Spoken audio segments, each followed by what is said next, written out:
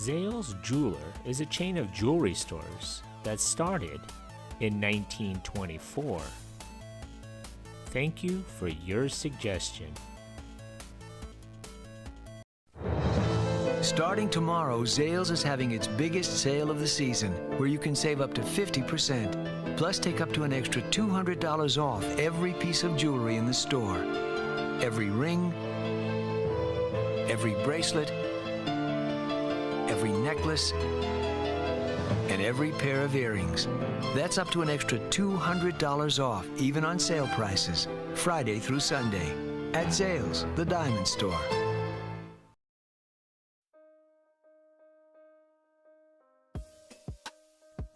Morris B. Zale, born in Russia but raised in Texas, opened his first jewelry store in Wichita Falls, Texas in 1924.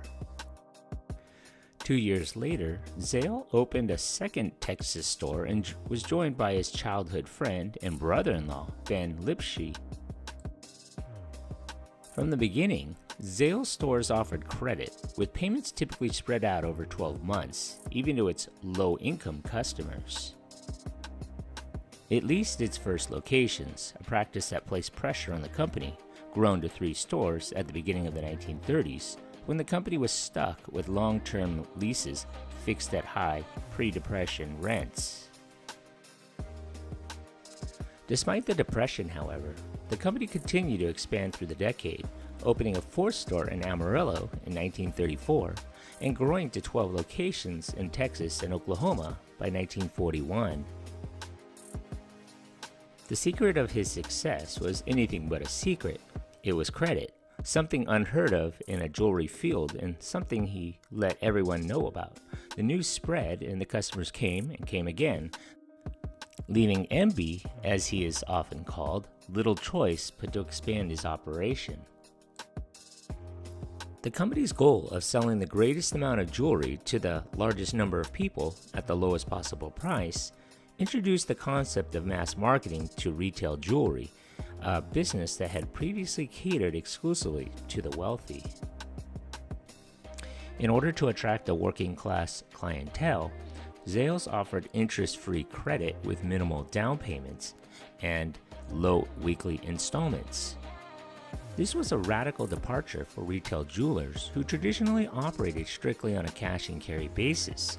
Zales also utilized extensive advertising to emphasize its quality merchandise, affordable prices, and no-interest credit. In 1946, the company moved its headquarters from Wichita Falls to Dallas. It not only expanded by starting new stores, but also acquired several well-known jewelry stores and continued to operate under their original names. Zales purchased the first of its such acquisitions, Corrigan's of Houston, in 1944. This store provided the foundation for the company's highly successful Guild division. In the 1950s, the company was among the first major jewelers to institute management training. By 1956, Zales was operating a total of 63 stores in 10 states, with gross annual sales exceeding $35 million.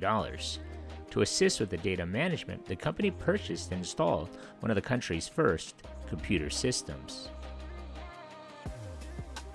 In 1957, Morris Zale relinquished the company presidency to his brother-in-law, Ben Lipshy. Zale assumed the position of chairman of the board of directors and remained active in the company's operation. That same year, Zales went public with its stock, ZLC, to acquire more capital for expansion. The company also opened the first store in a shopping center, which was a major shift away from only downtown locations. A major step forward came in 1958 when Zales began buying diamonds directly from the South African firm De Beers. Since Zales personnel purchased, cut, polished, mounted, and marketed diamonds, the company eliminated middlemen at each of those steps, thus reducing margins as well as increasing profits. This procedure helped maintain the uniform quality of merchandise that Zales had long emphasized. In the mid-1960s, the Zale Corporation diversified its holdings by acquiring the Skiller and drugstore chain, Carrotkin furniture stores, Levine department stores, Butler Shoe Company, Cullum and Boren Sporting Goods, O.G. Wilson Catalog Stores, Optics Incorporated, and Sugarman Incorporated. By 1974, in addition to the 956 retail jewelry stores, Zale had grown to include 351 shoe stores, 83 drug stores, 146 clothing stores, 25 sporting goods stores, 13 home furnishing stores, and 13 tobacco newsstand concessions. Trouble began to brew for Zale in the 1970s. Charges that the company's CFO had been embezzling funds. The CFO was eventually acquitted, which led to investigations from the IRS and other government agencies into alleged misappropriation of funds, including avoiding some $27 million in federal tax payments. These investigations would culminate in a $78 million tax charge brought by the IRS against Zale in 1982. By then, Zale's more than 1,400 stores included international operations, with stores in the United Kingdom, Switzerland, France, West Germany, Canada, and South Africa. At the beginning of the decade, Zale abruptly began selling off its non-jewelry retail operations, despite raising revenues, which topped $1 billion in 1980. These operations produced little of the company's profits. By 1984, the Zale Corporation had divested of all those holdings except Wilson's and returned exclusively to retail jewelry. In 1984, Zales employed 13,500 people in its 9 divisions and operated some 1,550 retail jewelry units. In addition to its Zales stores, the company also operated Mission Jewelers and leased jewelry departments in some of the country's leading department stores.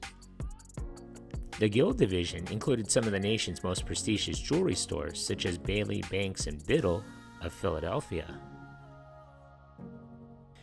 In the movie Back to the Future, Zales makes several cameos in the movie. Can you spot the product placement?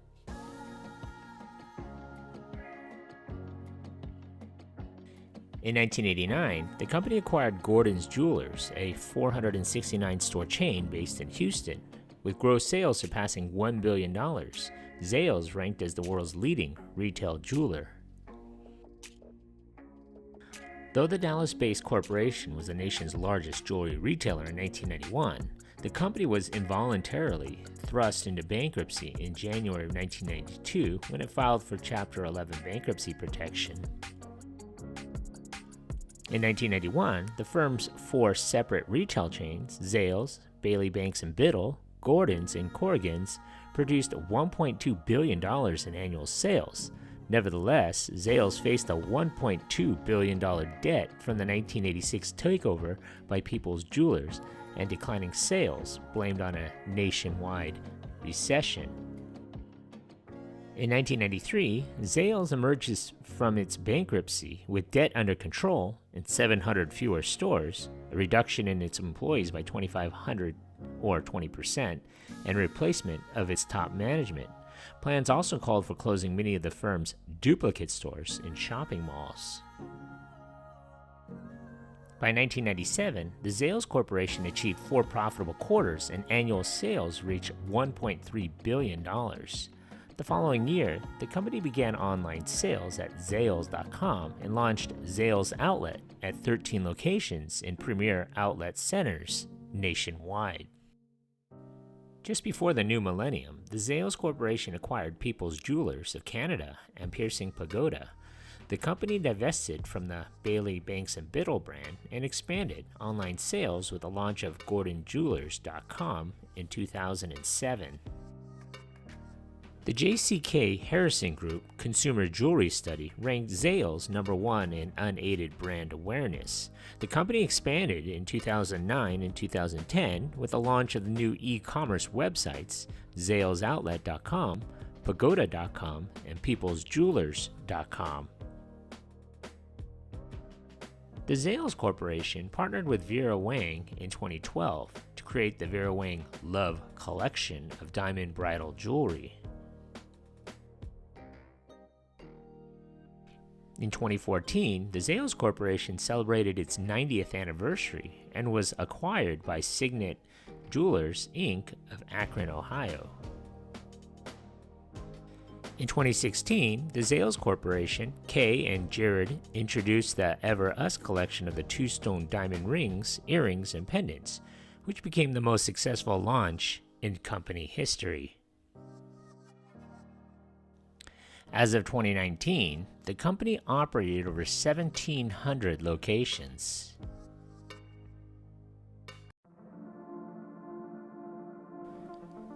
Thank you for watching. If you like this content, and if you haven't already, hit that subscribe button. Thanks.